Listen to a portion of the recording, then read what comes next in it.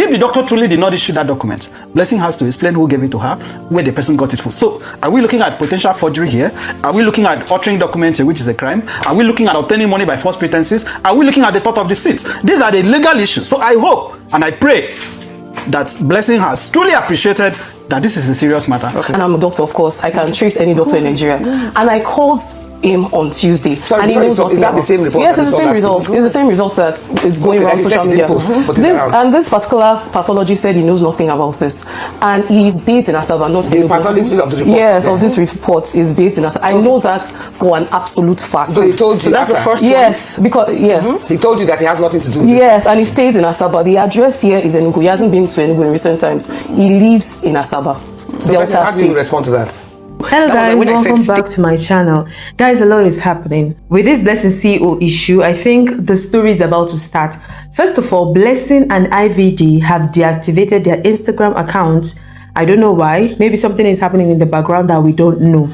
But guys, what is bringing me here is gist. Apropos, did you guys see the interview that Blessing had on Arise TV? My God, like Blessing was in front of this women, a lawyer, a doctor, an interviewer. And I don't know, she couldn't even defend herself. Like, I'm beginning to think that something is seriously wrong with this Blessing story. I've been thinking that for a long time, but this is like very glaring. Guys, I would let you watch this anyway. I would let you watch the video. I would have loved to unpack this, dissect this story, God, but I have something very serious I'm doing in the background. So for some time, I will not be so active here. I will not be posting videos as I normally do. I wish, but it's just that I'm doing something that I can't leave. But my God, guys, I would have loved to sit down and dissect every step of this Blessing's interview. Because Blessing, if I were her, guys, I'll play the video, but if I were her and all these shady things that is going on in the background now, and I knew that maybe I did something not so straightforward, do you know that silence would have actually been the best answer? Even when people started coming out, okay, before we donate, we need to see the test result and all of that. It was plain greed, if you ask me. I'm not saying she's lying outrightly because we can't say that for now, but I just think it was plain greed. If not, let the people who are not confident enough in your name to donate, just let them be. But I see it as a situation where you want to get money from everybody, so you put up a result that has been proven time and time again not to be true. Because even in the interview, it's clearly stated that that result is not true, because whoever signed that result, the doctor was called and he said, I'm not the one that signed this. I don't know this woman. I don't know what's going on. So for me, I think Blessing should have just remained quiet. Like when everybody was saying what they were saying, just remain quiet, act sick, don't even post. Those who have already donated would not know that the story isn't true, because you're nowhere to be found. If you want to play this well, I'm not saying it's the right thing to do. It's definitely the wrong thing, even though we don't know if she's telling the truth. But this story is beginning to have K-leg. But at least go silent, just keep quiet, don't talk. No, you coming out, you're challenging this person, you're saying that, you're saying this, you challenge VDM. Anybody that talks, you challenge them. You're looking healthy and strong, you're going from one interview, from one podcast to the other. It doesn't make sense. How does this even become, it's looking very funny, especially when you said you are in stage 4 cancer. Anyway, guys, I don't even have time. I have a lot to do. I'll just leave you guys with the video. That was like when I said stage 4, you could see know that it was stage 4. How did the doctor know that it was stage 4? It's from the reports. When they do the biopsy. I don't know. I'm not a medical. Okay, let me ask the doctor in the house, which is why I brought her in. Okay. So from what Blessing is saying, she discovered when the first time she went to the doctor, as she said, it was a lump and they told her it was non-cancerous, right? Yes. She goes back there 6, 7, 8 months later, yeah. And that's how she discovered that it was cancer stage 4. So, for you, as a doctor, what are the procedures what would you like to ask her concerning how she got from that level to the stage 4 level? First of all, I'm very interested to know what type of doctor you saw, because there's a lot of disparity that I don't expect in medical personnel. Okay, what are disparities? So first of all, when a patient comes to me and complains of a lump, I will not do a biopsy first. I will first do an imaging. So I'll tell you to either do an ultrasound scan if you're less than 40, you're 35, 40. Then if you're above 40, you can do a mammogram before we get to the biopsy. And if you then do a biopsy, depending on what we're suspecting based on your history, you either do a fine needle aspiration cytology or a core biopsy, right? And after that, even if, because what you're describing kind of sort of sounds like you did a fine needle aspiration cytology, right? Even at that, no doctor on the surface of this earth that is qualified would allow a patient to move around with a lump in their breast for 6 months, because you don't know. Even if you do a fine needle aspiration cytology, they can be false negative. There's a very high chance of it being false negative. So you can never tell unless you remove the lump and you do a proper biopsy of the lump. So what are the inconsistencies in her story? So I find it very interesting that so I'm interested to know the type of doctor you saw. What type of doctor? It's an oncologist. Okay, so now fantastic. So I work in a teaching hospital. We don't send patients to an oncologist unless you have a biopsy, core biopsy result. But you haven't had because usually you start with a general surgeon. General surgeon will establish the fact that it is cancerous, and oncologist is not the first person. Based on the fact that you even said the person said it is not cancerous, no doctor will send you. That's why I'm interested to know the doctor. No doctor will send you to an oncologist with a non-malignant result. Like I said, you go into the hospital, I noticed a lump on my boobs. Was it Lagos or Enugu? Because I was in Enugu. Okay. So I went into the hospital. Was it a teaching hospital? No, it wasn't a teaching hospital. It was a private hospital. Okay, and it has an oncologist. That private hospital has an oncologist. Let me explain. Okay. So walking into the hospital, you go to a normal doctor. I don't even know what they're called, but you went to a doctor, he examined, he found the lumps. Okay. That was when he said, let's do a biopsy. I don't know what a biopsy is. Without an imaging? No. That's very strange. No imaging, because... Is that possible? It's not possible. It's not possible. Because biopsy is very invasive. Nobody will grab your breast and just do a biopsy without an imaging. There was no imaging. Was it the left breast or the right breast? The left breast. Okay. Okay, so they didn't do an imaging, they just said go for a biopsy. It was when I went for the biopsy, it took about by was then. Was it painful? What was the biopsy process like? Yes, what was the process like? Explain it to us. I think they put in, I think they gave me a little, I don't know if it's anesthesia to like numb the pain a little bit. Then an incision close to the nipple. And what came out? That's not the procedure. We don't do an incision. I don't know what, but something went into my. Okay, so my results are here. Are you saying that's false? It's not possible to. No, yeah, it's not. It's not sounding like a fine needle. It's not sounding like a core biopsy. It's not sounding like a fine needle. We use a needle. It's a needle. This one is like how do I put it? Why would you call it a machine? I don't know the right terms. Oh, listen, you're mixing things up. We don't use machine for biopsy as well. That's an invasive procedure. We use a needle. Something went into my boobs. They brought out some. I think they said out of your boobs. Was it your what type of was it? The lump was found under my boobs. It moves sometimes. Sometimes it looks as if it beeps. And so I think around that place. I think they said they bring out. I don't know if there's particle of the lumps or thereabout. That's what they say. Yeah, they took for the biopsy. I'm with not. A machine. Sorry, is maybe a pin. No, it's medically feasible. No, it's a long needle. Maybe that's what has a trigger. Okay, what's it's the like size a mini gun. What's the size of the needle they used for you? If you're going to estimate it. How do I? Is it like 2 inches long, 1 inch long? How was the needle? I was lying down, so not like you're seeing exactly what is happening. And I'm not in the medical term, so I don't want to say the things. I'm sorry to say this, right? Go ahead. I saw that you studied economics, right?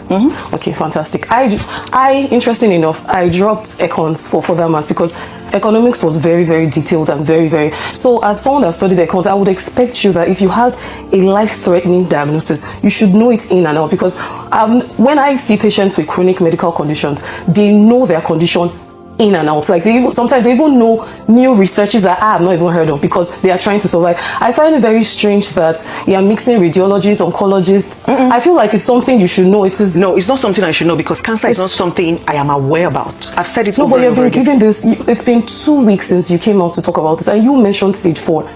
That was the first video I ever saw from you. Yes, that was stage 4. How did they come about that stage 4? I'm not supposed to know. So maybe at this point we're going to be, that's what I'm trying to say. At this point, we're going to be asking the medical doctor. So when this whole shenanigans came out on social media, everybody just say, let's get a second and a third option. Okay, so let me say something. Exactly, how did you know it was stage 4? Because you seem quite confident with that stage 4. Because that was what I was told. I'm not a medical doctor. How is it possible to say you have stage 4? Was that same Enugu doctor? Yes. Is it on your report? Exactly. You need to show the doctor. I will share. I'm interested to see.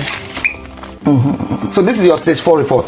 Is it the doctor that told you that it was stage 4? Yes, the doctor. By the time you went there the second time? Yes. But just based on seeing you was when he calculated that it was stage 4? I do not know them. I don't want to say. What do you understand? Because if someone tells me something, right, I would go and read up on it.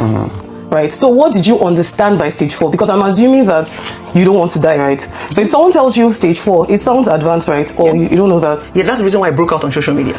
Social media to answer the question for you. What was social media? What was your goal on social media? Now, as a medical practitioner, when they tell you have cancer, it's already traumatic enough.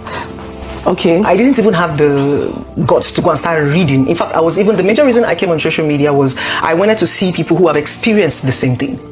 Yeah, but the big question is how did you conclude that it was stage 4? Exactly. Did the doctor just look at you and say, oh, this is stage 4? She's willing to share the report. That's what I was told. The doctor look at it. That was what I was told. Yes, I'm very interested. Can she look at it? That's what I was told. And let me ask you, as a lawyer, if someone publicly claims... It's interesting that you're bringing the same results to me, because Dr. Odigwe, the pathologist that signed this report, because of course we have a... Is it the same report as the one that we saw? Yes, the pathologist that signed this result lives in Asaba. And I'm a doctor, of course. I can trace any doctor in Nigeria. And I called him on Tuesday. Sorry, and he knows is that the same report? Yes, it's the same result. It's the same result that is going around social media. And this particular pathologist said he knows nothing about this. And he is based in Asaba, not the pathologist of the report? Yes, of this report is based in Asaba. I know that for an absolute fact. So he told you that's the first one? Yes, because, yes. He told you that he has nothing to do with it? Yes, and he stays in Asaba. The address here is Enugu. He hasn't been to Enugu in recent times. He lives in Asaba. So how do you respond to that? This pathologist stays in Asaba. I said that the pathologist that you put in that report, which you claim that signed this report stays in Asaba. That I know for an absolute fact. Please, I want to ask again. Is this report the same report that we saw last week? Yes, it is. It's the same one. Report that we saw last week. That Blessing, you claim you didn't post on your Instagram page, on your social media page.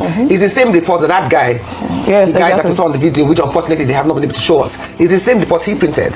So this is your real report. So that's the first. What happened to the brother of the girl who claims that this report was forged? I don't know who the person is. So it's not a fake report? No, it's not a fake But the brother of the girl that you just saw just now says this report is his sister's report. It's not. And this doctor stays in Asaba. So are you saying, and number one, you're saying it's you don't know that man. Number two, you're also saying you didn't post this report I didn't. to the guy who just spoke on social media. Absolutely. But for some coincidence or some funny reason, the reports tally. The report the guy posted and the report here, they are totally the same. Word for word. Even this doesn't tell us that it's stage 4. But you are not even saying the oncologist whose name is there. No, the pathologist. The pathologist whose name is there said he doesn't lives in Asaba and he doesn't know anything about this. So, Blessing, what do you want to say about that? No, so the way it works is that, you know, in medicine there are different fields, right? So the process for a person that comes with a breast lump, you don't know what it is. So the first stage is to go for imaging. You come back from imaging. Right now, the modality is to do a biopsy, finally do aspiration biopsy. Even if it comes out benign, you have to take out the lump. You cannot go because you cannot be very sure from the yes, because that you wanted it or not. This is not your choice unless you discharge yourself against or you do it against medical advice. It's not likely. You cannot come to me and you said you're not ready unless you're not medically fit. Maybe you're very sick, you're pregnant, you're not medically fit. Well, it's a if they're thinking it's benign, it's a simple surgery. It's not invasive. Okay. It's a day surgery. Some people go home that same day. They do go home that same day. No, but you see, right now it is they are conflicting. There's already inconsistency because on one hand you are showing her the same report that was displayed last week. Blessing, I'm talking to you. Yeah. You are showing her the same report that was displayed last week. Meanwhile, you're saying you're not the one that sent it to that guy. I have not seen the result that you displayed there. But so there was a screenshot. Yes. So like I said, you have another report. Everybody says, okay, go for an open auction. So I went to Lutz Cancer Center, to do the same stuff. So they gave me a couple of. What did they give you? I did my whole stuff, so they asked me to do. What are the stuff? Because you need to be more. You have to be very, very specific now, please. I'm not a medical doctor. You can't say that. You have an ailment that is exactly, it's life-threatening. You can't say that. So yes. So these are the tests I'm running. So maybe when the test. Not that you have run. No, they just asked me to. So by stage 4, shouldn't you have already run those tests? They didn't ask me to run this, so it is not my fault. I know, but I'm curious as to how you came to stage 4 conclusion. That was what I was told. Without any tests being done. I mean, this doesn't prove anything, unfortunately, because what's that report that you have? It just says it states a series of tests that she should carry out. If what? It's just a series of tests, chest X-ray, that we do to confirm metastasis, right? But this is not solid enough because I can enter LastSuth right now and write anybody's name and write this series of tests. Right. The result is not out. This is not a result, exactly. So results will be more exactly. So let the result come out. I can now come back and show it to you people. Okay, first and foremost, I want to ask, because right now, the area is still very grey, and I really think that we need to dig deeper. Because cancer is not a joke by any standard. So I want to ask you, if someone publicly claims a serious illness and is later proven false, especially after receiving sympathy or financial support, what legal consequences arise? And does the law distinguish between deliberate deception and misinformation where money is involved? Thank you. I think the first point I want to make is that as human beings, it is only natural to be empathetic. If somebody comes on record and say, I have been diagnosed with cancer, the person goes further to even say, stage 4 cancer. I'm not a doctor. I'm happy we have one here who is very brilliant and knows that stuff. But for me as a lawyer, if I hear stage 4 cancer, that sounds life-threatening to me. So the first issue that aroused my curiosity is that the victim, in quote, or the two, Blessing, who is here, I had to review some of the videos she has put out. And I did not see somebody who is sober, so somebody who has been diagnosed with cancer. Cancer victims that I know she's a very outspoken person. I give that to her. She's very vociferous about her views. But if you are diagnosed with stage 4 cancer, there should be that immediate, instantaneous curiosity, sobriety, calmness, reflection. But when you are diagnosed with stage 4 cancer and you are still on social media antagonizing people, it is expected that people will want to know, is this really a cancer patient? Cancer is not a joke. Secondly, I listened to the defense she has put forward. I'm actually again quite amazed that she has come on a rise to defend herself. And I just hope that what she has said is true, because if you are coming on national television to reassert what you have said on social media, if subsequently it is found that what you said was not true legally, that can be very perilous, because you are basically telling Nigerians that, look, I am willing to go to any lengths to defend myself. Now, what could be the implication, assuming that our claim is shown later not to be correct? Don't forget, she has just presented a medical report to us. She has obliged us, and you notice I was very interested in having the doctor look at it. The doctor has confirmed that, to the best of our knowledge, substantial facts in that document is not correct. The most relevant being the name of the doctor. A medical report is only a report if it is authenticated by a doctor, which the doctor has denied. Yes, the moment it is like the judgment of a court. If I come before you now and say I got a judgment from a court, the most important element of that document that will show that this is a judgment of a court is to look at the name of the judge who signed or wrote or read the judgment, who delivered the judgment. So where she says she has spoken to the doctor whose name is on the report, the doctor has disclaimed the document, the doctor, and the location of the doctor is also being contested. That worries me. Okay. So Blessing will have to offer explanation on the origin of that document. Now, under the law, if the person is found to have obtained money under false pretenses, that itself is a serious matter. It is a crime that can be prosecuted. Those who have made donations, I am not making conclusion here, I'm just giving broad generic commentaries. Those who have made donations for Blessing on account of a public assertion, on account of a representation in the public that she has been found to have stage 4 cancer, if it is later confirmed that this is not true, they can sue her for deceit, which is a tort. They can sue to recover the money. So I hope that Blessing has spoken to a lawyer to advise her on the gravity of what is at stake. This is not just a matter for social media debates. This is not just a matter for bloggers to train with.